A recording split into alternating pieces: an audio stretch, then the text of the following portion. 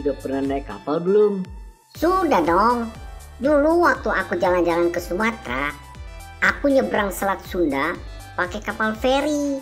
Asik loh. Oh ya, aku sih belum pernah naik kapal laut. Tapi kalau naik perahu sih pernah.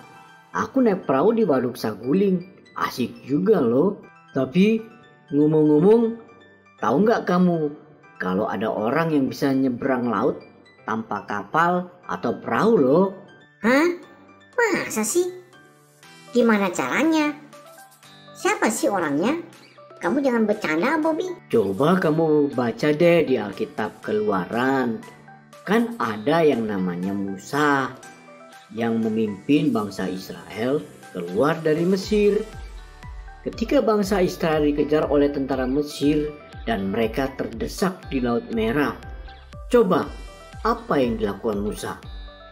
Oh iya ya, aku ingat sekarang. Nabi Musa dengan kuasa Tuhan membelah Laut Merah kan?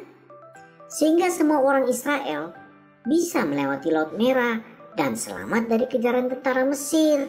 Bener banget kamu. Asik juga ya kalau bisa lewat di dalam Laut Merah kayak bangsa Israel itu.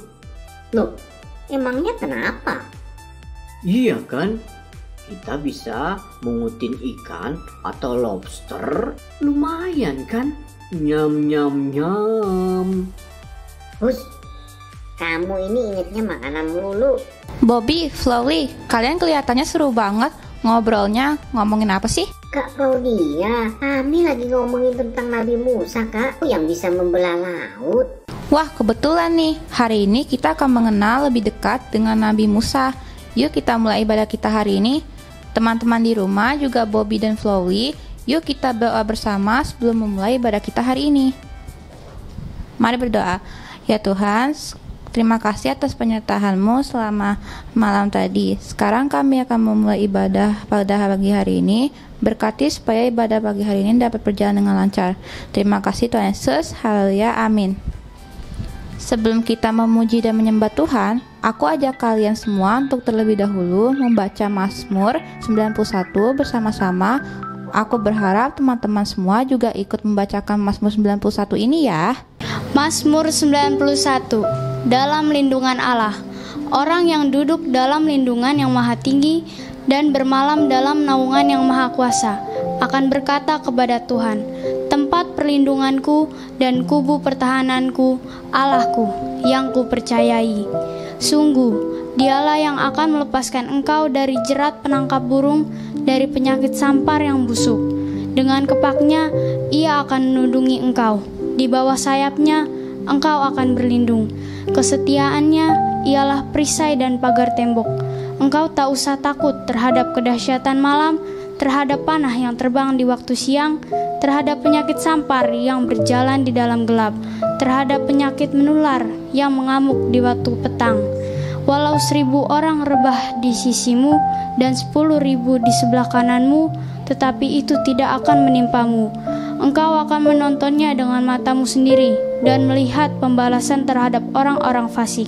Sebab Tuhan ialah tempat perlindunganmu, yang maha tinggi telah kau buat tempat perteduhanmu. Malapetaka tidak akan menimpa kamu, dan tulah tidak akan mendekat kepada kemahmu, sebab malaikat-malaikatnya akan diperintahkannya kepadamu untuk menjaga engkau di segala jalanmu.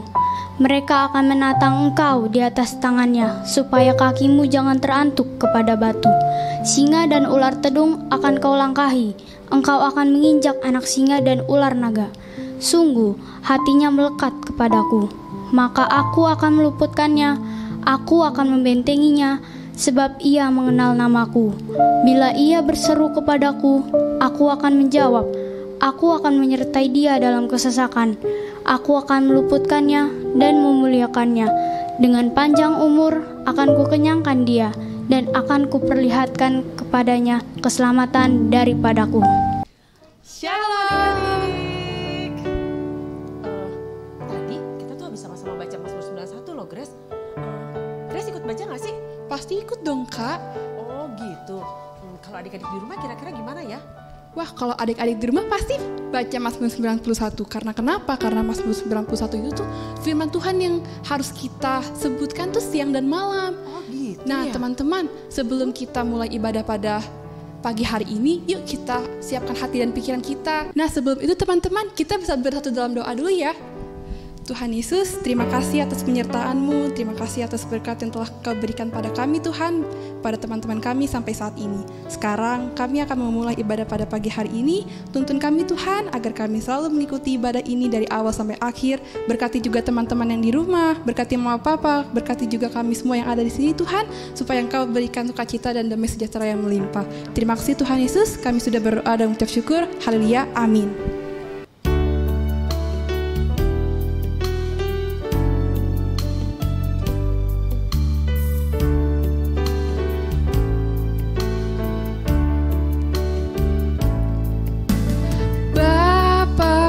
Datang padamu, naikkan ucapan syukur atas kasih anugerah-Mu yang indah setiap hari. Kita ulang dari awal. Bapakku datang, Bapakku datang padamu, naikkan ucapan syukur atas kasih anugerah-Mu yang indah setiap hari. Pagi hari, pagi hari, siang hari, sore dan malam hari, tak hentinya mengucap syukur atas kebaikan-Mu. Teman-teman, kita ulang dari awal, kita katakan Bapakku datang.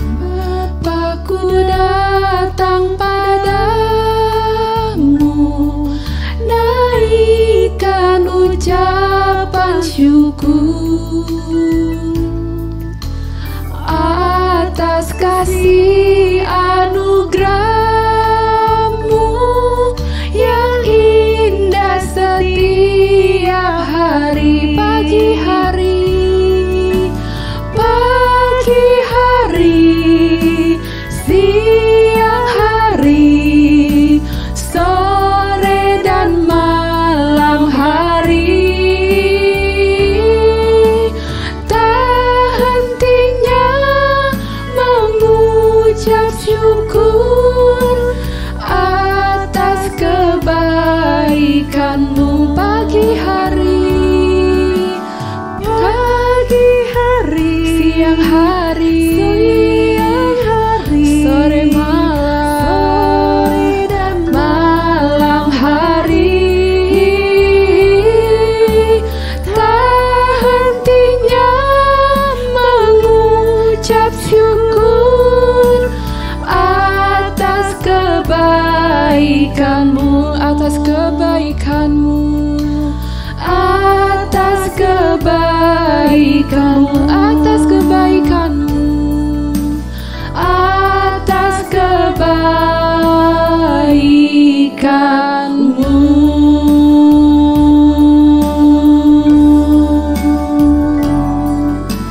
Nah, adik-adik, yuk kita sekarang waktunya untuk memuji menyembah Tuhan loh. Gimana Kak Grace, siap nggak memuji menyembah Tuhan? Siap dong Kak. Haleluya. Kita mau katakan hari ini pujian bagaimana cara Musa melewati laut kosong. Yuk sama-sama siapkan hati kita mau bangkit berdiri semuanya, katakan bahwa hari ini Tuhan menyertai adik-adik dan juga menyertai kita semua. Katakan. Ya, sama-sama yuk. Bagaimana cara Musa melewati laut kosong? Bagaimana cara Musa lewat laut kosong? Berenang bukan, berkapal bukan, berterbang bukan. Gimana sih? Berjalan berlari, bukan bagaimana caranya. Allah gunakan angin bertiup, terus menerus belah air laut kosong, demikian dia lewat. Bagaimana cara Musa melewati laut kosong? Bagaimana cara Musa lewat laut kosong? berenang, Bukan, berkapal, bukan, berterbang, bukan, berjalan, bukan, berlari, bukan. Bagaimana caranya? Allah gunakan angin bertiup, terus menerus belah air laut kosong, demikian dia lewat. Yuk kita jalan serta Yesus. Jalan serta Yesus, jalan sertanya setiap hari. Jalan serta Yesus, Sekali lagi katakan jalan serta Yesus. Jalan serta Yesus, jalan sertanya setiap hari. Jalan serta Yesus selamanya. Jalan dalam suka, jalan dalam suka, jalan dalam duka, jalan sertanya setiap hari. Jalan dalam suka, jalan dalam duka, serta Yesus. Sekali lagi katakan jalan serta Yesus. Jalan serta Yesus, jalan sertanya setiap hari. Jalan serta Yesus selamanya. Jalan dalam suka, jalan dalam suka, jalan dalam duka, jalan dalam duka, jalan sertanya. jalan sertanya Kapan? setiap Haleluya. hari. Jalan dalam suka, jalan dalam duka, serta Yesus. Katakan serta Yesus selamanya. Serta Yesus selamanya. Serta Yesus selamanya. Tepuk tangan buat Tuhan Yesus. Katakan haleluya. Haleluya. Adik-adik tahu nggak? Musa itu gak mau jalan loh kalau gak dipimpin sama Tuhan. Benar gak sih Kak Grace? Bener banget Kak Esther. Nah, tandanya bahwa kita memasuki tahun yang baru, kita juga butuh perlindungan dan pimpinan dari Tuhan Kak. Nah, jadi adik-adik kalau mau dipimpin sama Tuhan, kita harus rajin apa ya biar tahu firman Tuhan? Kita rajin apa ya? Kita harus rajin baca firman Tuhan dong Kak. Oh, siapa yang rajin baca firman Tuhan yang ada di rumah? Ih, banyak banget. Iya Kak. Puji Tuhan. Siapa yang waktu ibadah semuanya duduk tenang? Wah, anak-anak sekolah minggu GBI Raden Inten 2 keren. Iya nggak Kak Grace? Keren banget Kak. Haleluya, haleluya. Nah, adik-adik, yuk kita semuanya boleh duduk tenang kembali di rumah. Nah, adik-adik, sebentar kita akan mendengarkan kebenaran firman Tuhan. Kakak minta semuanya harus duduk tenang. Boleh ngobrol nggak ya kira-kira? Nggak boleh dong Kak. Nah, katanya Kak Grace nggak boleh ngobrol loh. Kita akan mendengar kebenaran firman Tuhan. Siapa sih yang bakal nyampein? Rahasia. Adik-adik simak loh. Ada sesuatu yang luar biasa hari ini kita mau dengar. Yuk kita siapkan hati, yuk kita tundukkan kepala, kita berdoa. Tuhan Yesus, kami tahu kami tidak bisa hidup tanpa firman Tuhan. Karena itu Tuhan Yesus berkati kami pada pagi hari ini dengan firman-Mu. Kami percaya Tuhan saat firman-Mu disampaikan. Kami percaya Tuhan sedang memimpin kami. Tuntun kami ya Tuhan. Biarlah di tahun ini kami tetap setia sama Tuhan. Kami tetap percaya dan kami percaya Tuhan bahwa Tuhan menyertai hidup kami dan juga Tuhan menyertai masa depan kami. Terima kasih Bapa. Kami siap mendengar kebenaran firman-Mu dalam nama Tuhan Yesus. Terima kasih Tuhan. Yuk dengan sikap berdoa adik-adik. Kita mau nyanyikan pujian ini. Bila Engkau tak besertaku,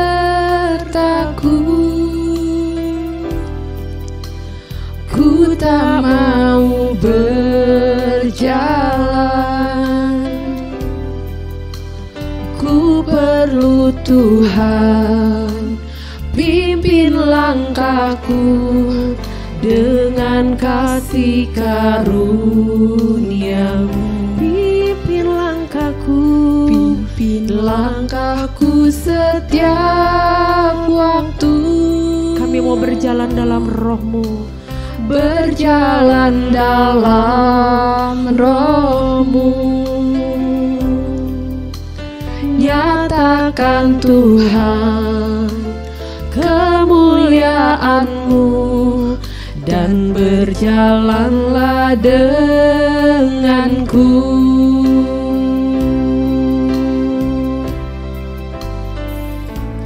Bila Engkau tak besertaku, ku tak mau berjalan. Ku tak mau berjalan.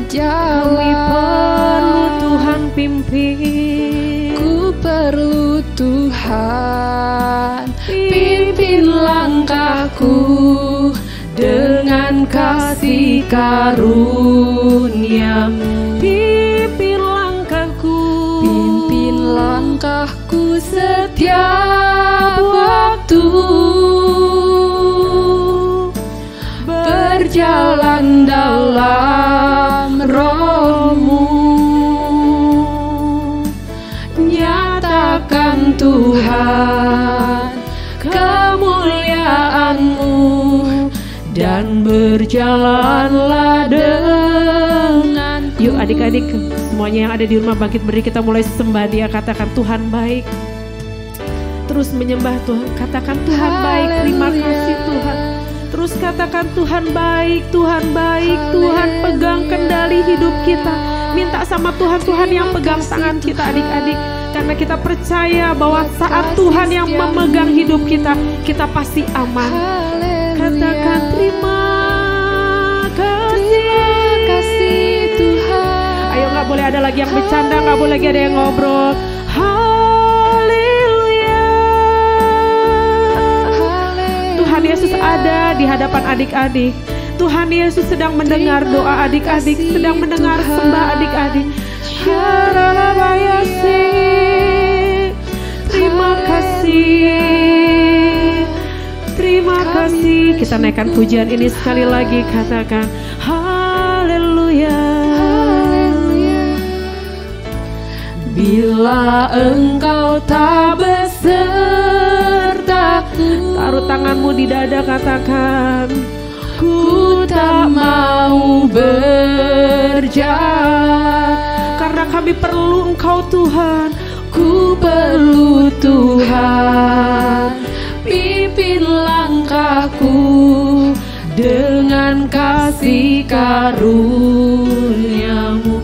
Biarlah pimpinanmu Tuhan, pimpin langkahku setiap waktu.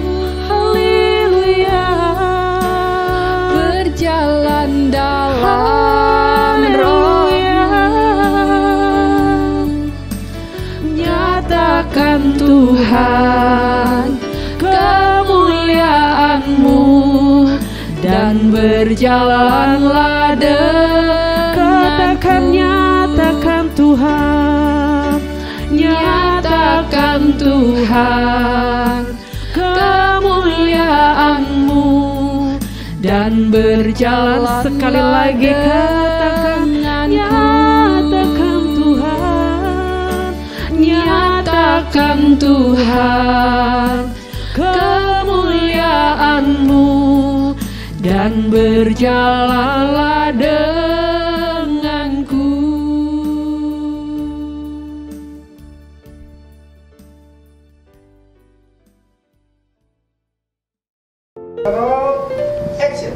Halo teman-teman, apa kabar semuanya? Senang loh, Grace ketemu lagi dengan teman-teman di minggu ketiga bulan Januari ini.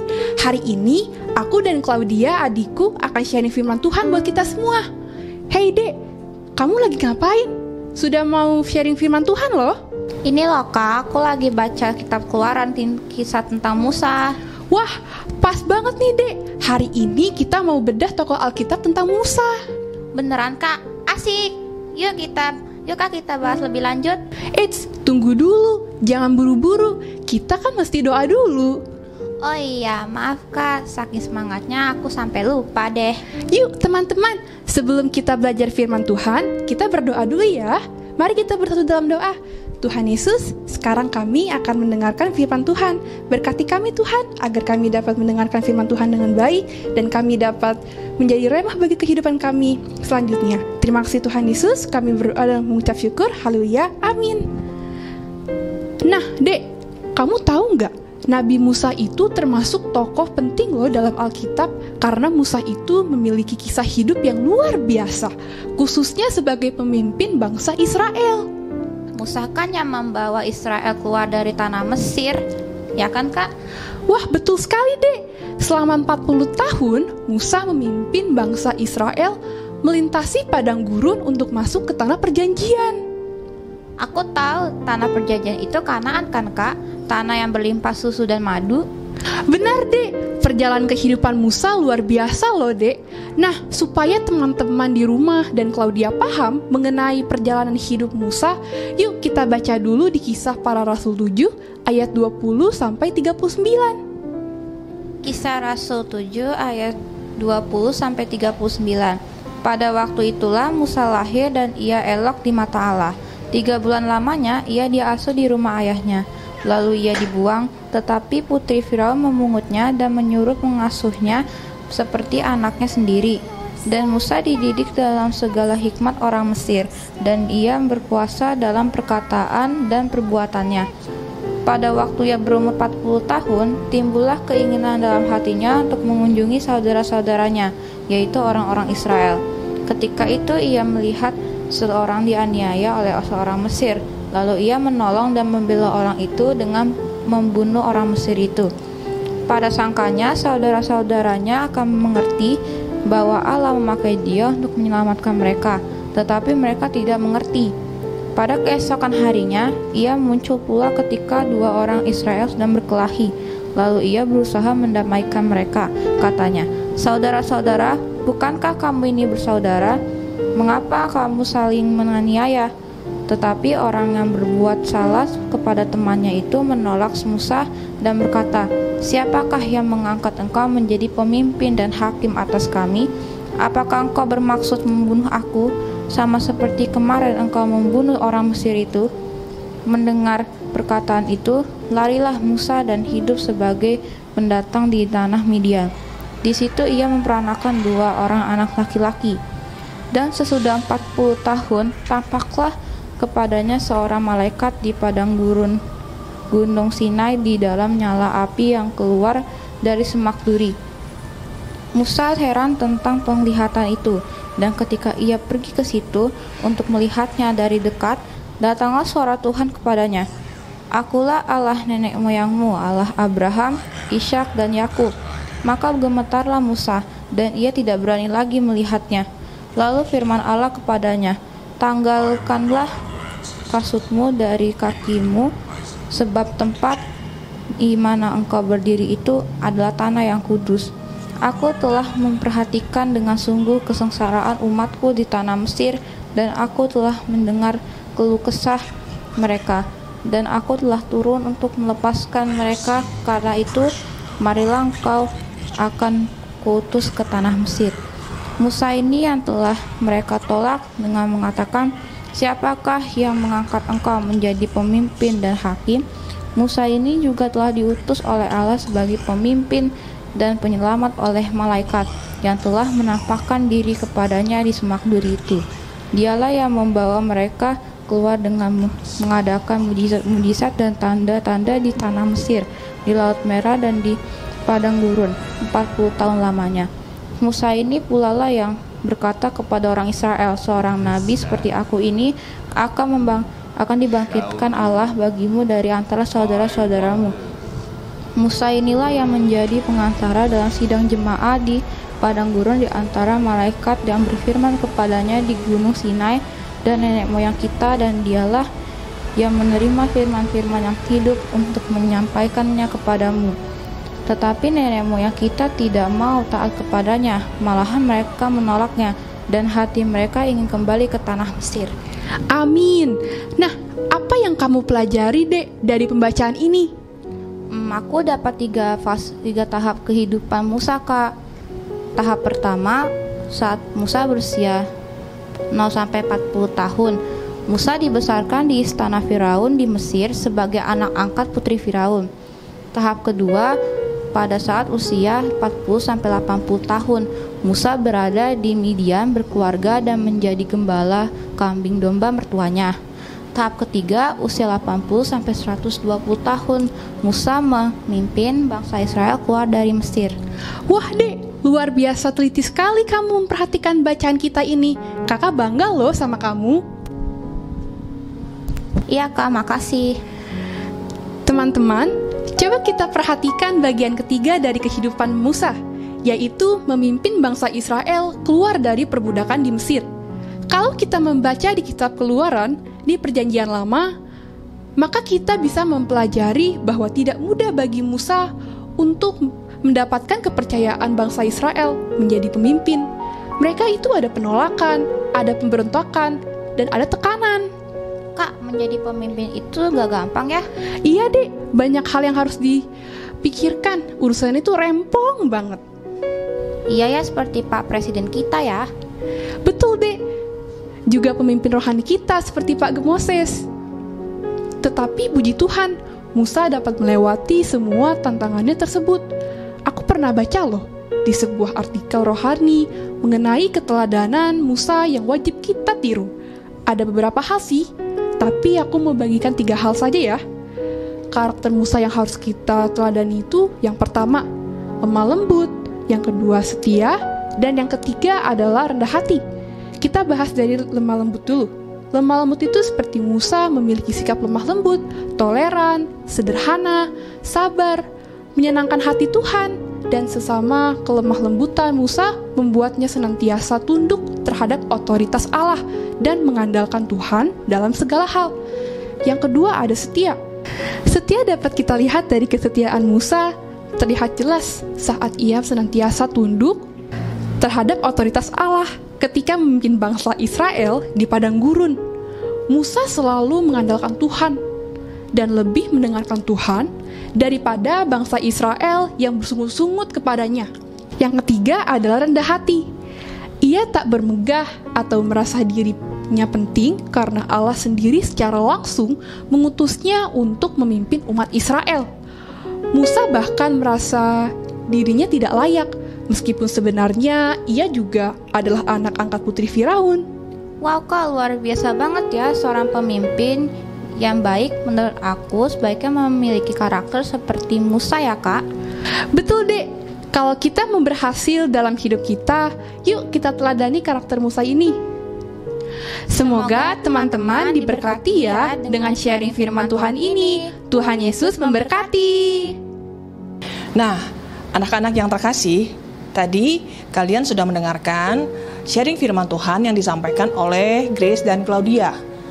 Nah, Bu Gem ingin memberikan kesimpulan sebagai berikut.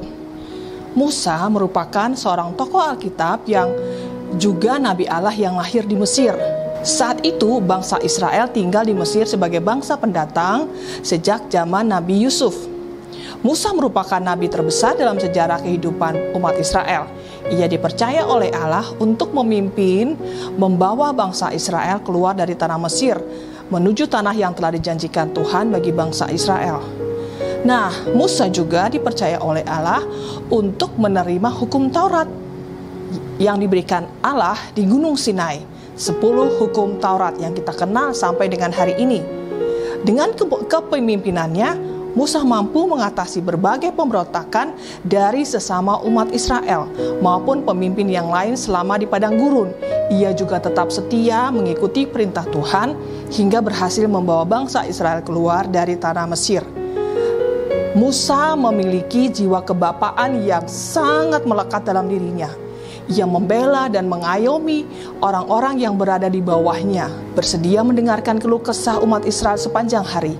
Ia bertanggung jawab dalam memberikan pengayoman, memimpin bangsa Israel, sekalipun bangsa Israel melakukan kesalahan, bersungut-sungut dan tegar tengkuk di hadapan Allah.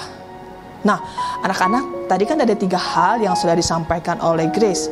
Karakter yang dimiliki oleh Musa, lemah lembut, setia, dan rendah hati. Bugem berharap 3 hal ini boleh anak-anak lakukan dalam kehidupan sehari-hari. Dalam tahun paradigma yang baru ini, milikilah karakter lemah lembut, setia, dan rendah hati. Bugem berharap di tahun 2022 ini anak-anak semua akan berhasil dalam studinya, akan semakin mengasihi Tuhan, dan setia melayani Tuhan yang luar biasa. Mari kita tutup dalam doa dan menerima doa berkat. Bapa, kami bersyukur untuk hari ini.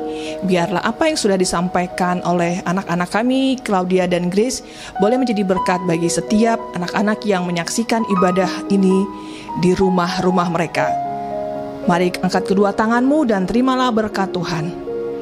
Biarlah kasih, sukacita, damai sejahtera dari Allah Bapa di surga, penyertaan kuasa Roh Kudus di dalam nama Tuhan Yesus turun dan menyertai kita semua dari hari ini sampai selama-lamanya, sampai Maranatha, Tuhan Yesus datang menjemput kita kembali. Yang percaya semua katakan amin. Selamat hari Minggu, Tuhan Yesus memberkati. Bye. Share.